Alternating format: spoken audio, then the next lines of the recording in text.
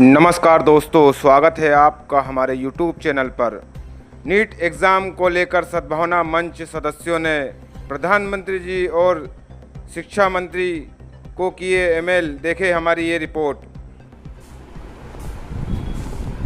ये नीट परीक्षा जो हुई 3 तारीख को होना थी और उसका जो एग्ज़ाम का पेपर लीक हो गया है और उससे पूरे देश में बिल्कुल यानी धूम मची हुई है, हाहाकार मची हुई है। 22 लाख छात्राओं के भविष्य पर यानी उन्होंने अंधकार में डाल दिया।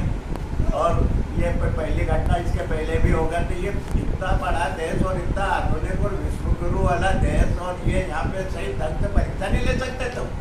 यानी कितनी मानसिक यातना झेलना पड़ती है लड़कों लड़कियों को जो इसमें एग्जाम में जाने वाले थे, और वो यानी अपना घर बार छोड़ के दिन रात एक करके पढ़ाई करके और तैयारी करता, उसको पता लगता कि अब एग्जाम नहीं होगी, पेपर लीक हो गया, अब आगे बढ़ गई, तो उसका यानी पूरा यानी मानसिक धरातल विचलित हो जाता है ऐसे में। और कई तो लोग डिप्रेशन में लटके डिप्रेशन में चले गए।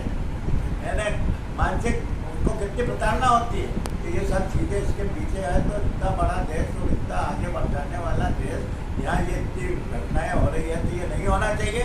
और CBI जाए, अरे CBI जाए तो होते रहते, कोई यानी सुप्रीम कोर्ट के रिटायर्ड जज से उसकी जांच हो, और ये छोटी मछलियों को पकड़ने से काम नहीं चलेगा कि वो एक प्राचार्य को पकड़ लिया ना, प्रेस वाले को पकड़ लिया ना, चपरासी को पकड़ लिया, बड़ी मुर्गियों को पकड़ो। NTA जो है, नेशनल टैक्स जो एजेंसी है, उसकी जांच प्राइवेट एजेंसी कुछ भी कर रही है, और बड़े बड़े सब इसमें बड़े यानी मोटे लोग फंसे हुए हैं। इनको उजागर होना चाहिए।